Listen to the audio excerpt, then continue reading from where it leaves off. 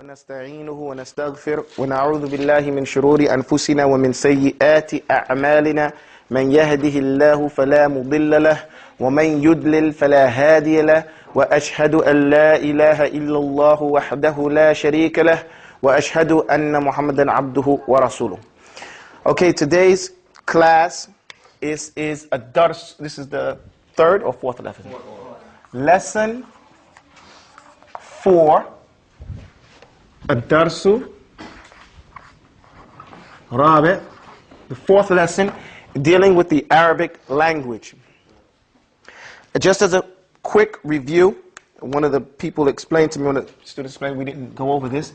Inna, everybody go with me. Inna al-kalama عندنا فلتستمع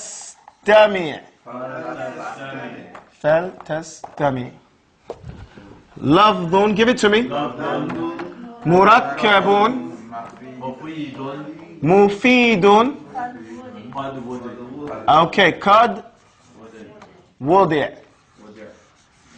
He said that I explained it piece by piece, but I didn't explain it as a complete sentence. So we're going to do that now. But before we do that, I want to make a point. The way this class goes is I'm teaching you a skeleton, giving you a classical skeleton of the text. Well, this is the text actually, but the text is a skeleton of the science. You have to memorize the skeleton. It's an outline, so to speak. And when you come to class, we give you the meat and the bones and the blood and the organs that go with that outline. And the way you keep it is by memorizing the skeleton. So what you have to do at home, you have to do this at home, you have to memorize this text. And it's very easy. All you have to do, I'm giving you line for line. You have a week to come back and memorize it. Okay? But in actuality, you should just sit down and recite this 500 times. The way we used to do it, just to give a class, we had a thing called a lawh. Everybody say a lawh. Lawh is a piece of board, piece of cardboard. And we would write on this lawh certain lines. Let's say 3 lines. Okay?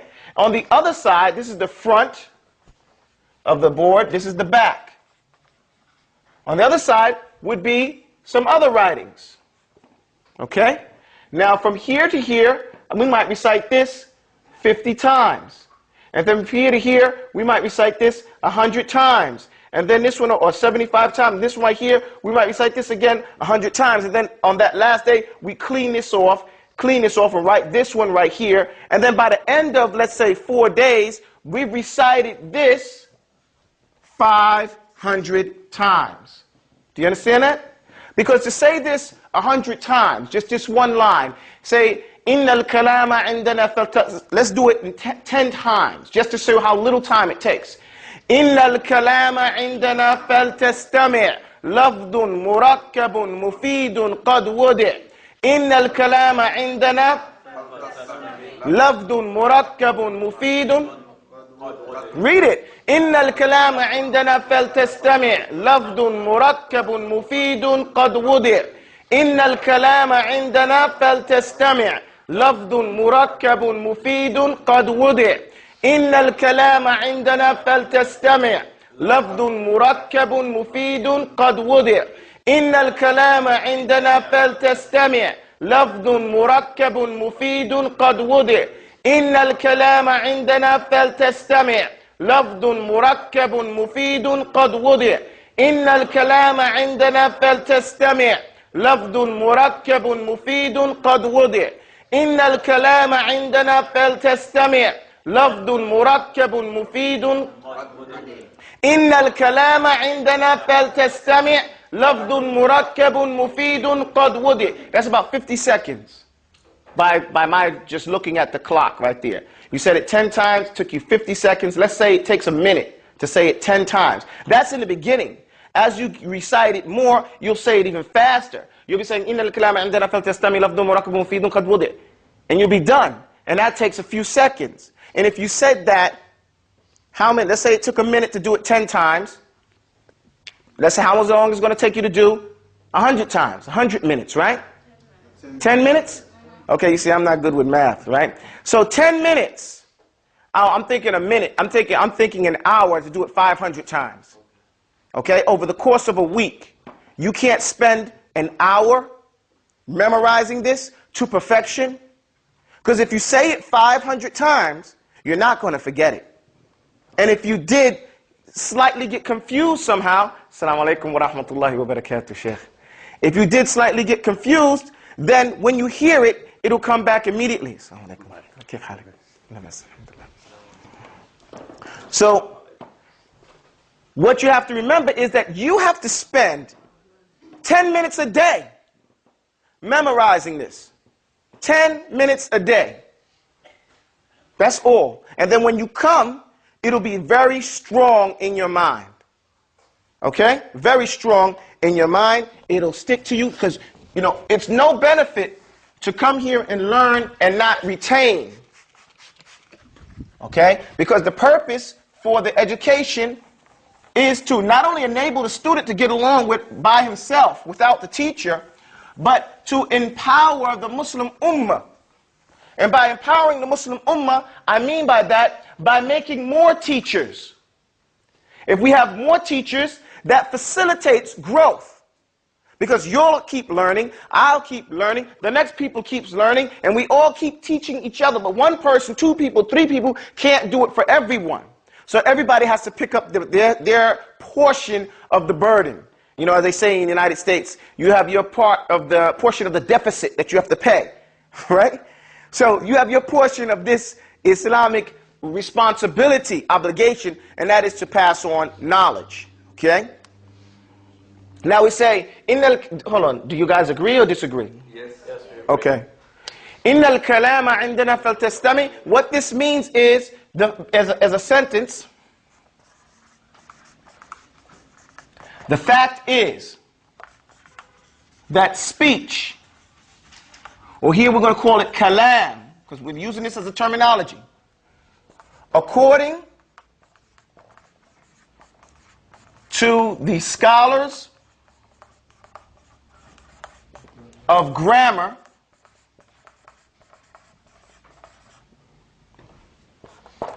is, so listen up, listen carefully. Okay, so this is what the first line is.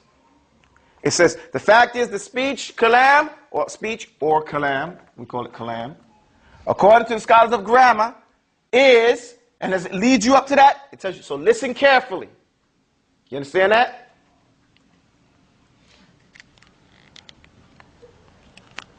If you have this, I'm going to erase it. Just tell me if you have it. At the same time, it must conform with the rules of Arabic grammar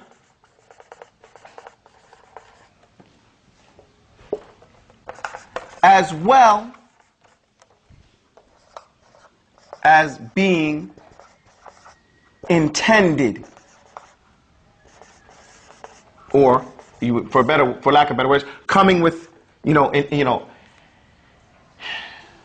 coming with an intention, meaning that it was intended. I'll leave it at intended. This is the technical. Umar ibn Khattab didn't like people to use technical speech that other people didn't understand. He liked to use very simple speech. But I think at this stage you should be able to understand the technical meaning after we've explained it. Someone read this to me. Matter of fact, everybody read this to me, please. Verbalization. That's everybody? Everybody read this to me. Two words or more. It must benefit the listener to the point that he is no longer in need of more words in order to understand the objective. He is no longer in need, not waiting. We'll change that. We'll change that and say he is no longer in need of more words in order to understand the objective of the speaker. At the same time, it must conform with the rules of Arabic grammar as well as being intended. So now this is the technical meaning, the technical definition of lafdhun murakkabun mufidun qad wudi'a. Okay? Now, you have to explain that. Just for example, a verbalization. What does that mean? When we say a verbalization, what do we mean? Right, a sound emitting from, come on people, from the tongue. That's lafdhun. That we would call it verbalization. So then you look up the word, what does it mean for a sound to come off your tongue? That's called verbalized. Okay? Spit off your tongue. Consisting of 2 words or more. What do we mean here? Consisting of 2 words or more. What is that? Murakkabun. Meaning this verbalization is on top of what? Another verbalization. Right? Or more. Now, that verbalization can be literal or what? Implied. A literal is, can you hear me? Yes, we can hear you. Yes, we can hear you. Give me an implied, can you hear me? Yes. The implied speech is, yes, I can hear you. Right? Right, that is correct. Okay, so that's the 2 ways. It must benefit the listener to the point that he is no longer in need of more words in order to understand the objective of the speaker. What is this coming from? Mufidun. Okay? Beneficial. At the same time, qad. It must conform with the rules of Arabic grammar as well as being intended. Where do we find that? Wudi'a. Placed and put grammatically in Arabic's own form. That's where it comes from. It must be placed, meaning you intentionally did it there. This excludes who? When we say it's in, as well as being intended, what does it mean intended here? No. That's what it says, Arabic grammar. That excludes other languages. His statement was, it excludes other languages. It only means Arabic. No. That's when we say Arabic grammar. Conforming with the rules of Arabic grammar excludes other languages. What does it mean as well as being intended? The Imam saved you guys. He tells you that because you meant to say it. Right? That's what you said. That you meant to say that statement. Meaning that you weren't what? Like you're doing right now. Sleeping. You know, and I'm teasing. But because the person sleeping can say something like this, right? But did he intend it? He consciously stated this conversation. That's what we mean by being intended. Sometimes I put the jelly down. I love peanut butter and jelly sandwiches. Sometimes when I take the top off the jelly, I put the cap down, and I didn't even think about where I put it. I put it down, but I didn't think about it. Did I put it down consciously? No. So that's not it. But sometimes, when I've lost it enough times, I take the jelly jar top off, and I look, and with intention and tarkeez, and I put the jelly jar down. What about that? What is that? I had presence of mind. Do you understand that? There was a consciousness there. Alaykum salam wa rahmatullah ya sheikh. When I placed that jelly jar down, or that cap down, right? That is what I mean when we say here, intended. That the person who spoke that speech, that verbalization, consisting of 2 words or more, that benefited the listener to the point that he was no longer in need of any more words, so he could understand the objective, and at the same time it was in accordance to the rules of Arabic grammar, and at the same time it was what? Intended. If any portion of this definition is not present, then you do not have what? No, if any portion of this, so your answer was wudi'a, that's incorrect. If any portion, what? No, that's incorrect. Mufid is not the right answer. You don't have what? Kalam. What don't you have? All of this, kalam. All of this is the definition, the technical definition. We went through it word for word. We went through it as a poem. Now we're learning in the English language what we call that. The speech. But no, I don't want you to say speech. It's called kalam.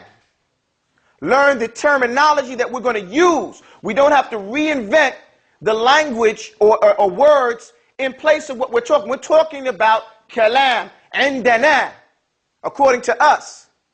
So we're going to use terminology that is familiar to us. We don't need a new word for Muslim, do we? No. Do we need to say those people who worship Allah? No, we have a word for that. That word is called what?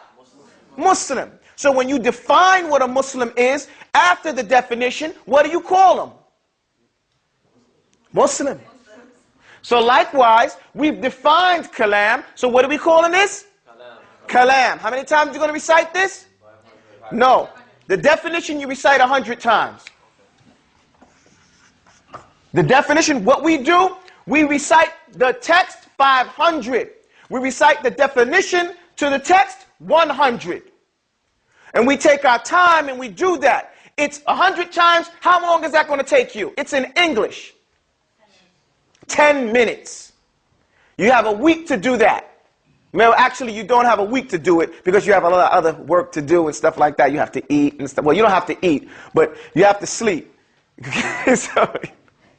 So 100 times, that's something easy. And believe me, if you do this, a lot of people talk the talk, but they don't want to walk the walk. The rule is walk the walk, then talk the talk. Okay? This is the work that has to be done to be a talib al-ilm. Okay? This is the definition, and we're going to go from here. We're going to erase this and move on. Can I move on?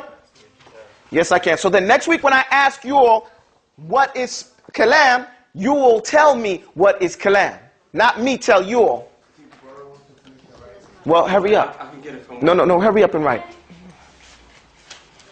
And while we're doing that, we're going to go over the next part of our class. Right there, we said, إِنَّ الْكَلَامَ عِنْدَنَا فَلْ لَفْظٌ مُرَكَّبٌ مُفِيدٌ أقسامه التي عليها يبنى اسم وفعل ثم حرف أيوة. That's the next part of it. Yes? Okay. No, you can't borrow his notes right now. No husband and wife sharing stuff like that at this point. What do you need? The last part to the No ums, no ums. Take a breath. The last part to the first part to the definition. The last part to the, I can't understand the question. The fact is the speech kalam. Okay. Will someone recite it? Recite it out loud. The fact is that speech, according to the scholars of grammar, is, so listen carefully. Okay, there's a pause there. The ulama go on to say, says, the fact, in this text, إِنَّ الْكَلَامَ عِنْدَنَا فَلْتَسْتَمِعْ, the fact of the matter is that speech, or kalam, according to the scholars of grammar, and then there's a pause for you to get encouraged to listen up. فَلْتَسْتَمِعْ, so then listen up if you want to know. The taqdeeru kalam of the implied speech is, if you want to know what speech is, then the fact of the matter, speech according to the people of grammar is, so listen very carefully. Do you understand that? You can get that at the end. Okay, we're gonna move on. Remember, this is a two-part class. We're learning a few things at the same time, and I'm going to move on. And anybody that doesn't get it from somebody else at the end of the class.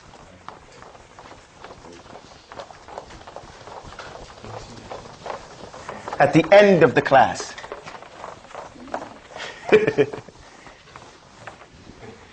I'm going to have Shadid be the sergeant of arms in the classroom.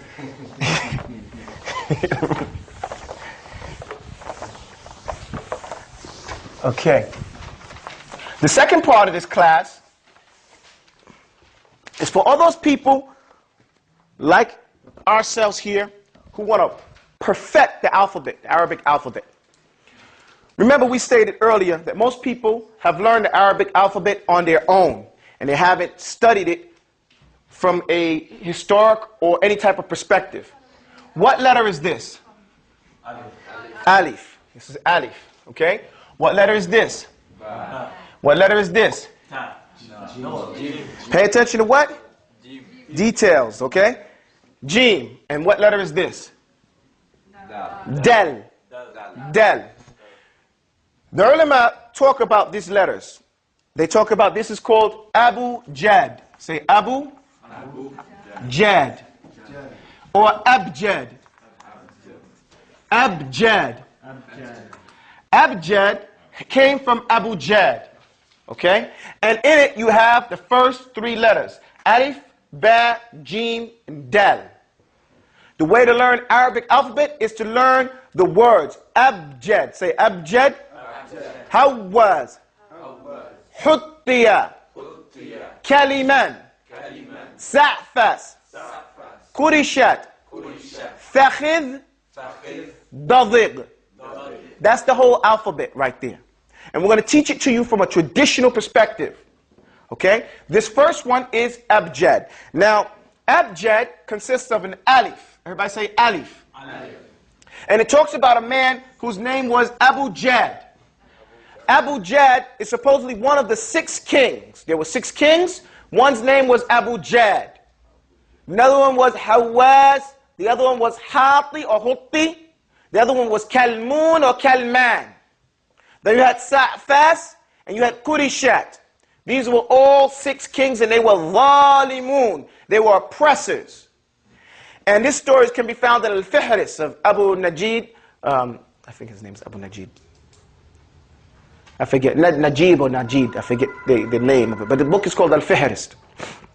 And Al-Fihris means a table of context or a compilation of all the Arabic sourced literature before the advent of the Christians and the Greeks, and their philosophy was added into Arabic studies and Arabic literature, and they wanted to preserve it to keep that stuff from getting mixed up. And from amongst it was the story of the Arabic alphabet. So you had these 6 kings, Abu Jad being one of them. And what happened was a cloud. They were so cruel, they used to take everything for themselves. And a cloud came and it covered their area after it being very hot for a long period of time. And so the kings, the 6 kings, said, we're going to get the shade, and you peasants are going to stay out of the shade. And of course, when they got under the shade, Allah sent down some wrath on them and they were all destroyed. This is very similar to some stories we have from the different prophets. The ulama say it's not the same story. Okay? Then afterwards, these people, they never had written before. They never had written alphabet before. They said we never had a reason to write before. This is a myth, you know, a fable, they say. They said now that these people have been destroyed by the cloud, we have something to write about, but we don't have a name for this alphabet. So what they did is they took the names of those 6 kings. Abu Jad, Hawaz, Huttiya, Kalmun or Kalman, Sa'fas, Kurishat, and then they had those were the 6 kings they had.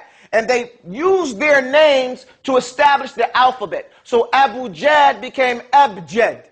Hawaz came to be Hawaz. Huttiya was, or Hati came Hataya. Just like that. And so on and so forth to the end. And they realized that there were some letters next. So they made Fakhid David. These 2 words that don't have a definite meaning in Arabic, but they represented the rest of the letters that they had left off. And from that you have the origin of the Arabic alphabet.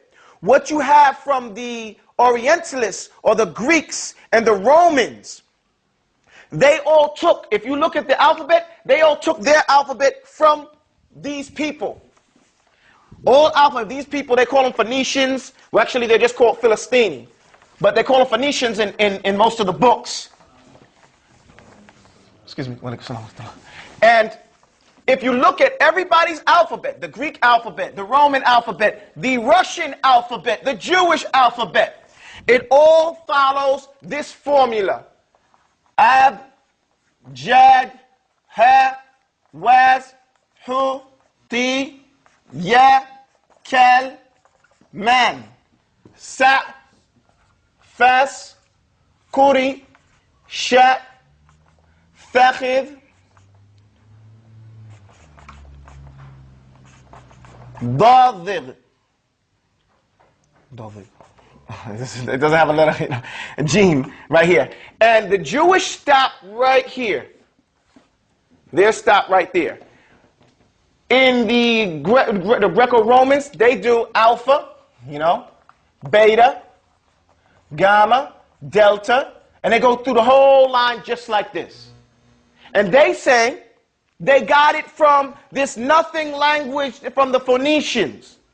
They don't state exactly. They're just some poor students. They can't express, or they don't want to tell us that they got this from the Arabs.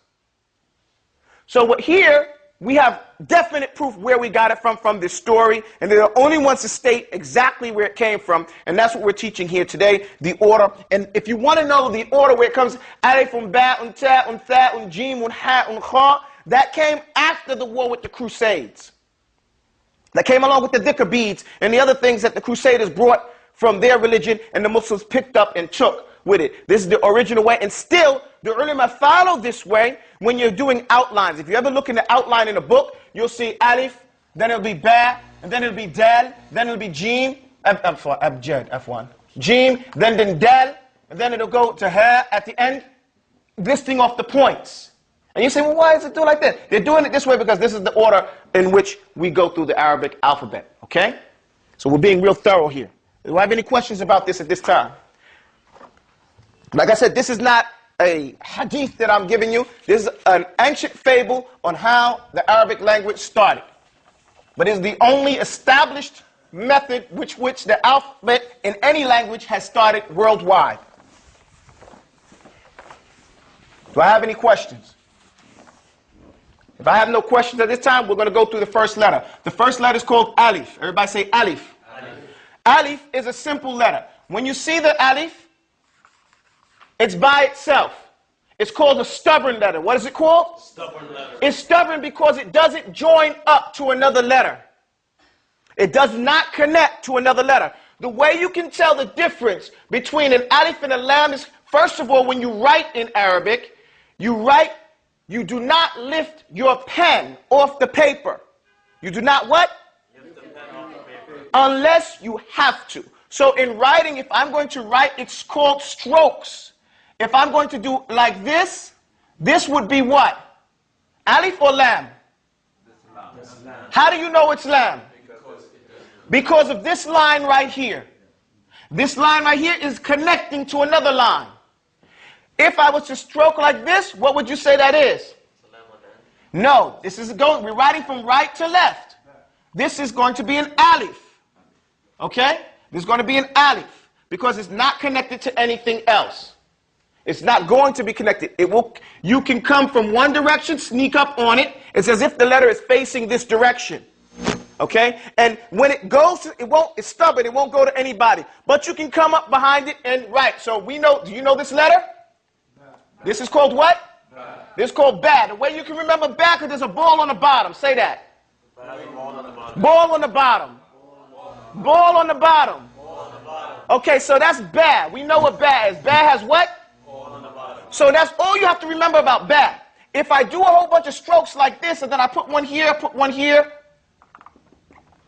that's just a bunch of bas.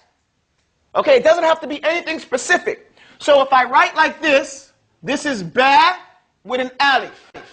Say ba. Alif. Okay? Now there's another thing in the Arabic language. It's called vowel sounds. Everybody say vowel sounds. Vowel sounds. Very easy.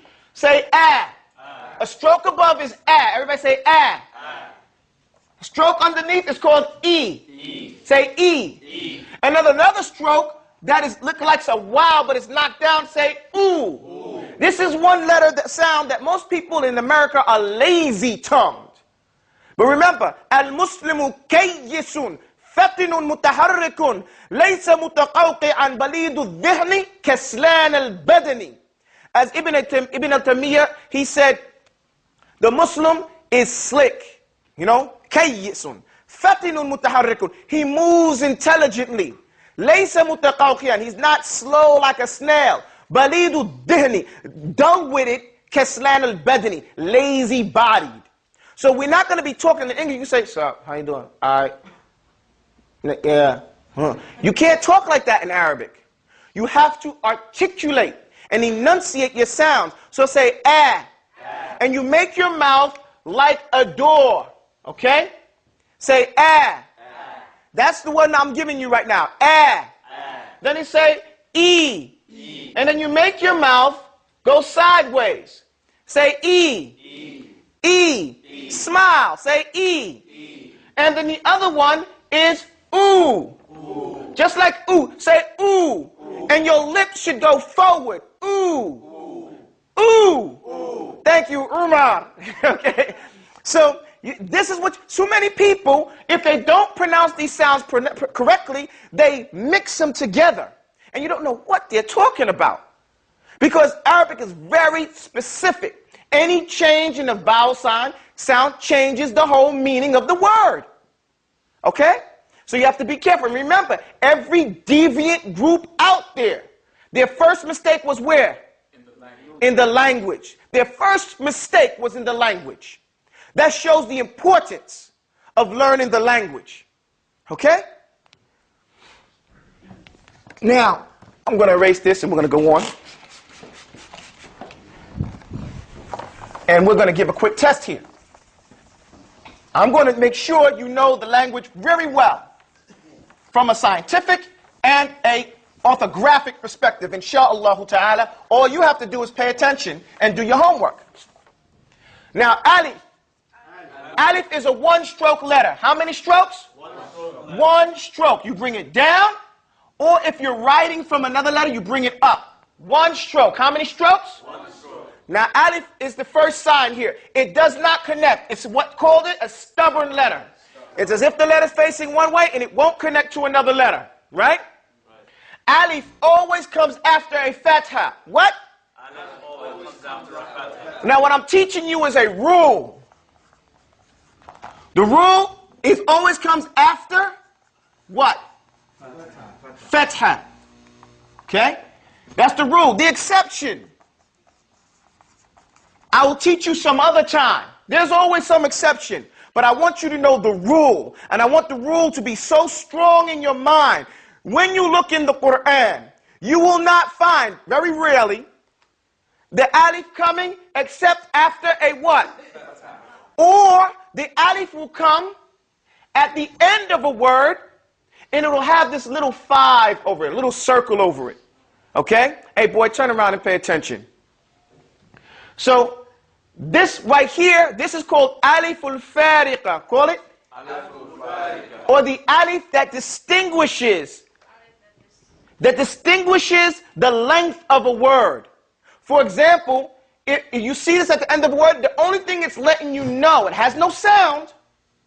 The only thing is there is letting you know that that word has ended. Lots of times people start reading and they say, what does that, how do I know when the word is ended? When you see this alif al-fariqa, this alif that separates and demarcates to let you know that it has ended, that's all it's doing. So if you see a word like qalu, everybody say qalu. You see this alif here at the end? All that lets you know is that this word has ended. That's all this little word right here, this letter means. So the other time the alif comes is at the end of a word. Usually that word is an action word. Okay? You understand that?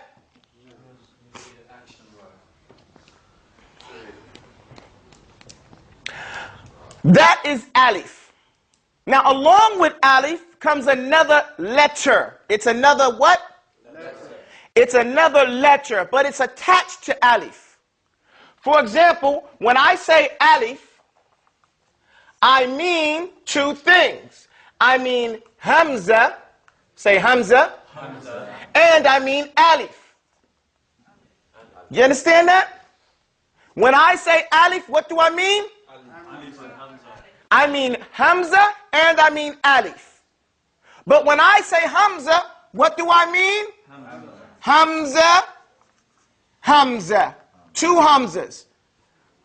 I mean two types of hamza. One is called hamzatul wasli, say wasli.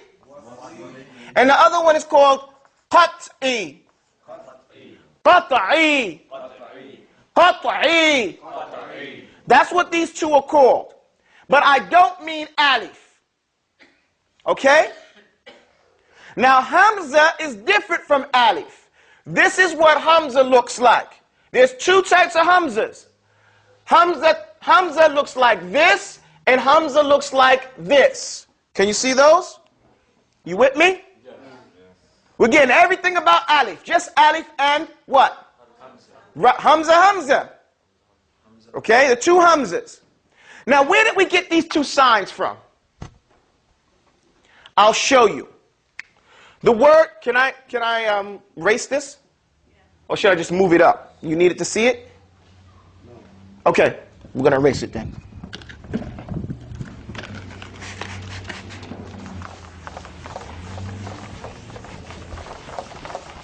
Now, Hamza is called Hamzatul Wasli.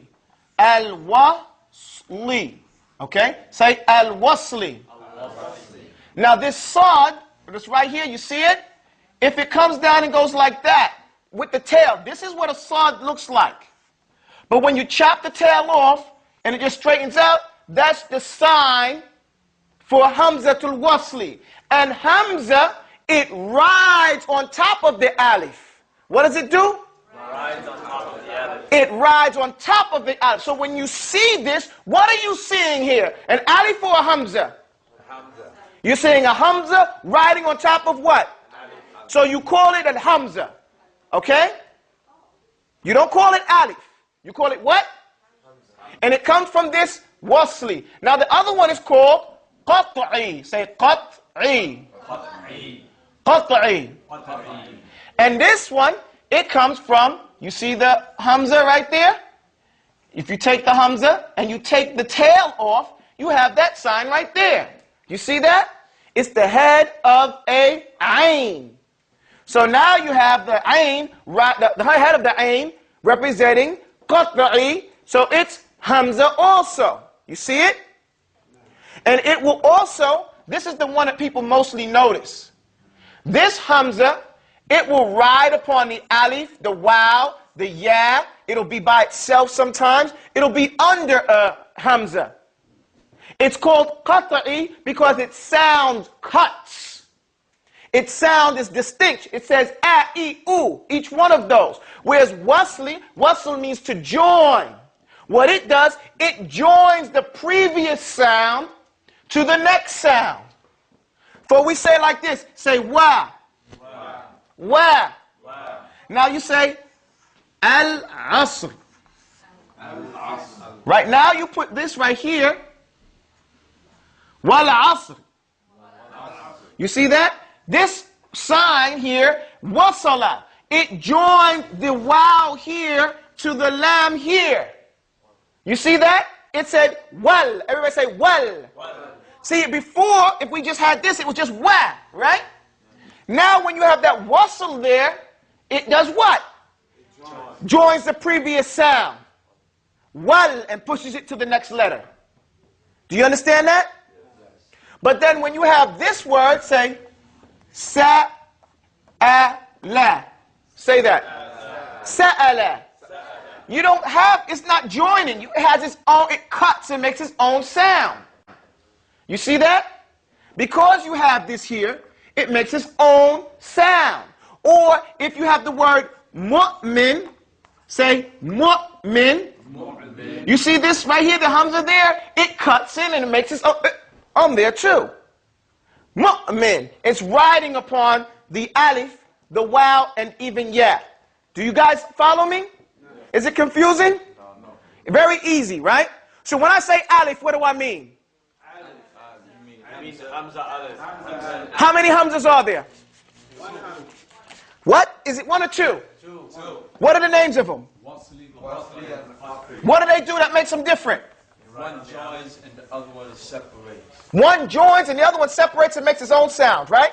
Yes. What does Wasli, how do you mean join? What do you mean by you say Wasli joins? It connects the... It connects, I only have one student in here?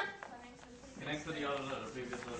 It connects one sound, the previous sound, vowel sound, to the next consonant, right? Now, we made this real easy for everybody. I'm going to recite it to you. It says, now Alif is the first of signs. It's makhraj, hard to find. Let me say, now Alif, I'm going to write it down. Now alif, say it with me, is the first of signs. Its makhraj, hard to find.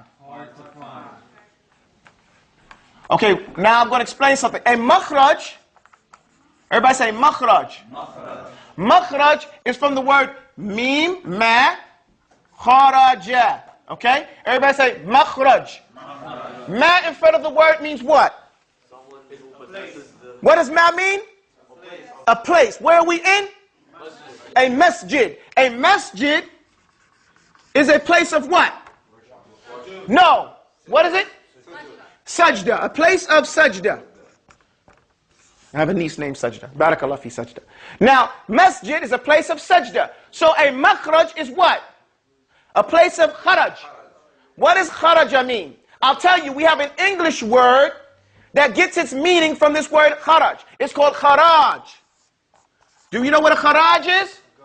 That's right. And what is a garage? Place that you exit out of, right? That's where you get your car out and you go on your way. Likewise, the makhraj, the place of khuruj, Allah, the place that we leave that sound, the place of enunciation, that place is the place where in our mouth someplace. There are two types of makhraj. There's a makhraj haqiqi, which we can really put our finger on it, and then there's, and I don't want to mess you up with all these terminologies, but the makhraj that you can put your finger on it, like ba. Everybody say ba. Say ib. Come forward, bro. Ib. Ib. Where is the makhraj of ib? The two lips coming together here is the place where you enunciate, and the makhraj of ba, right? Say ib. And if you don't do it with strength, you won't hear it. Say ib. If you don't let your lips go, you won't hear it. So that tells you one of the sifat, we're going to deal with that, of that letter is strength. Now, alif is the first of signs. Its makhraj is what? Hard to find. Everybody say ah. Can you put your finger on the makhraj? No. You can't put your finger on it, can you? Say ah. For deep inside your mouth, somewhere, right? It's coming from bottom. Say ah. Say e. Ooh. That's why its makhraj is hard to find. How many types of makhraj are there? Two types. One you can put your finger on, and the other one you cannot. Alif has the one that you cannot put your finger on it. Okay? Is that understanding? Are we cooking with gas? Wallahi, I love Luga.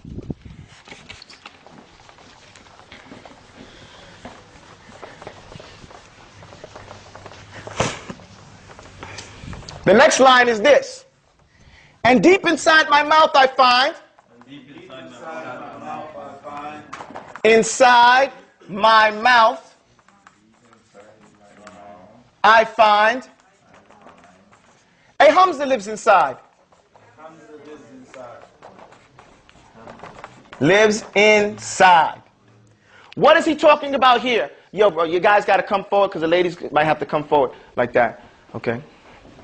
So, and deep inside my mouth I find a Hamza lives inside. Say that.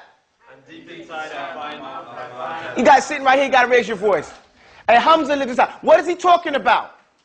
When you refer to an alif, you're talking about a Hamza. Thank you. That when you refer to an alif, what are you also referring to? Hamza. Because, and why does he say in deep inside my mouth? Where's Hamza come from? From here. It comes from your stomach, low. It doesn't come up in your mouth. That's ayn, say ah. That's the ayn. Deep down say ah. You have to open your mouth, pick your head up and let the sound come from down low. Say ah. And if you don't open your mouth like a doorway, it ain't going to come, or like a round, it's not going to come out. So you have to make sure you ah, as opposed to ah. Ah is here, up close, where the tonsils are at. But we're not talking about that. We're talking about alif. Now, alif is the first of signs. It's makhraj. And deep inside my mouth, I find Hamza lives inside. The next, so that we understand that. So alif also means what? Hamza, Hamza. I want to hear two Hamzas. Because most people don't recognize the second Hamza with respect. And that's why they make a lot of mistakes, because they don't know what it means. We're going to know what it means. We're not going to pass over everything, not anything, without picking it up and flipping it around. Okay? And deep inside my mouth I find a Hamza lives inside with idhar. Say, with idhar. With idhar. Yes. The alif is itself and also what? Hamza. So this line explains the last one. Now alif is the first of signs, it's makhraj. And deep inside my mouth I find Hamza lives inside. With idhar, yes, the alif is itself and also Hamza. So with idhar, what do we mean when we say idhar here? He says, I don't know. One of the things each letter has is a tajweed rule. Each letter has what? And if you don't know the tajweed rule, can you recite with tajweed? No. Because you don't know the right of that letter. Every letter has a tajweed rule. What's the tajweed rule for alif? Idhar. Man amana. Man amana. See? Man amana. See, you clarify. The tajweed rule is connected to the letter noon. And whenever the noon is sakin or tanween comes before an alif or hamza, you're going to hear it clearly. Idhar means from the word dhuhr. What time of day is dhuhr? Midday, when you see everything. Your dhuhr is considered your back. You can't hide your back. It's clear as day. So the sound of alif is clear as day. So he lets you know right off the bat that the tajweed rule for alif, meaning hamza, is what? Idhar. You don't have to think about it, you just have to learn it. And so when you get to the study of tajweed and your teacher is saying, idhar, idhar, as the imam is saying, you know what he's talking about. And he can go into deeper detail of expressing that. Okay? With idhar, yes, the alif is itself and also hamza. While hamza is itself, not else, that's it, just hamza, hamza. While hamza, I don't hear you, while hamza is itself, not else, that's it, just hamza, hamza.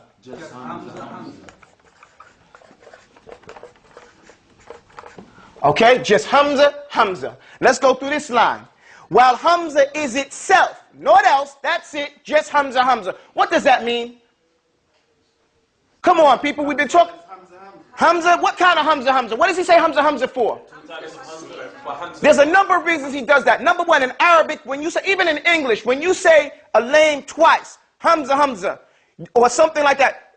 I saw your brother. Who, my brother Robert? Yeah, Robert. Yeah, that Robert. You know, something like that. It's ta'keed. It emphasizes the point. Not only that, there are, how many types of hamzas are there? There are two types of hamzas. What are their names? Wasli wa qat'i. So he's not leaving anything out here. When you say, well, hamza is itself, not else, it doesn't mean anything else. When you say alif, alif is itself and also hamza. While hamza is itself, not else. That's it, just hamza, hamza. Just these two hamza. Just hamzatul wasli wa hamzatul qat'i. Don't sit like that. That's for old man and tired people. Sit up. Okay? No, don't laugh at them.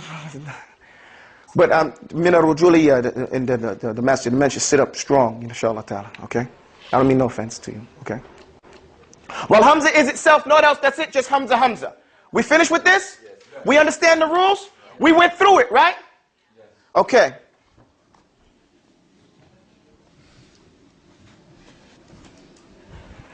Let me see what I got to do here.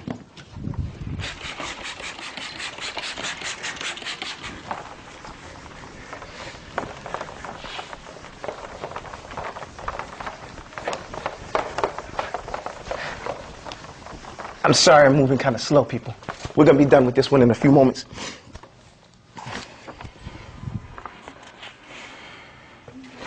Loud and strong. While low, restrained. Please recite loud, you know. Opening. Sifat. Okay, now we're cooking with beans here. I love beans. Here. Loud and strong while low, restrained, opening.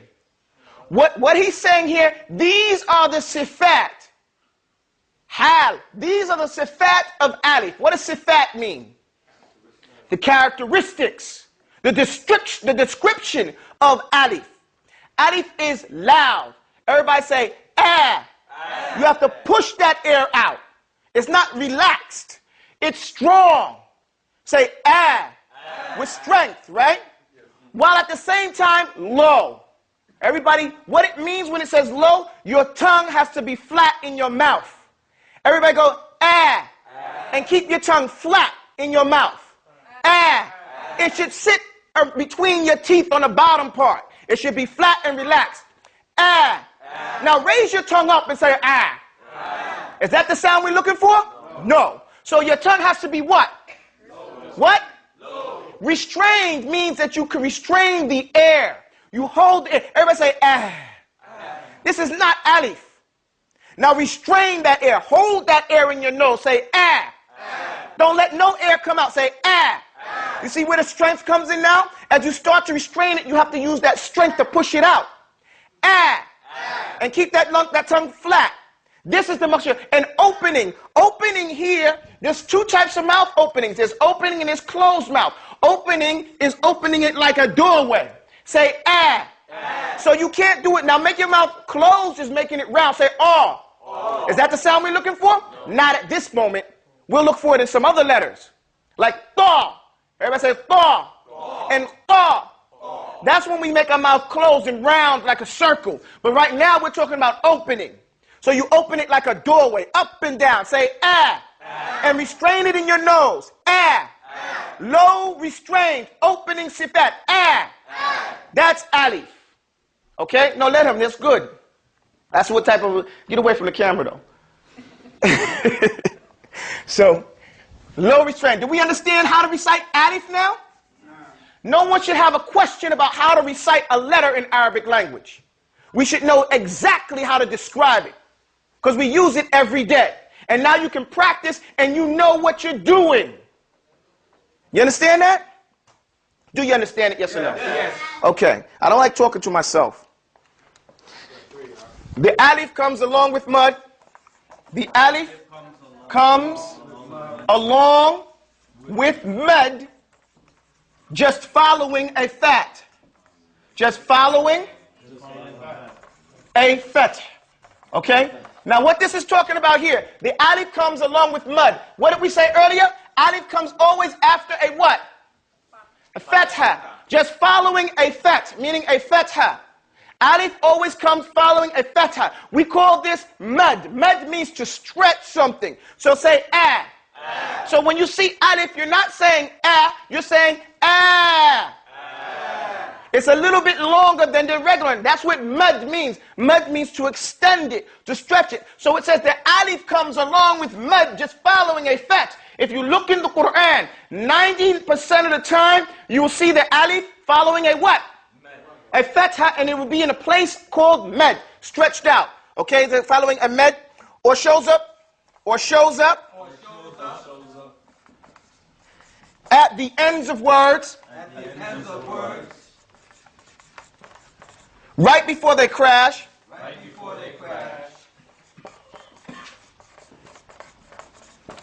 Separates. And demarcates.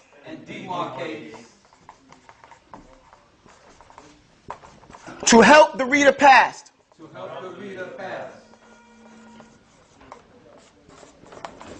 This is what we were talking about before. We called this the alif for what? Fariqa. The alif that separates. That's the one that comes at the end of a word like qalu. Right? This alif at the end here. Or kanu. The alif at the end right there. That lets you know that this word has ended. This is called the alif al-fariqa, and that's what it means. What does it do? It separates and demarcates to help the reader what? Get past that letter, to recognize that word has ended and to move on. Now Hamza, as it seems to need a tad more of a sharh, it rides upon the alifun, the waw, and even I'm going to erase the top part because we have to get on.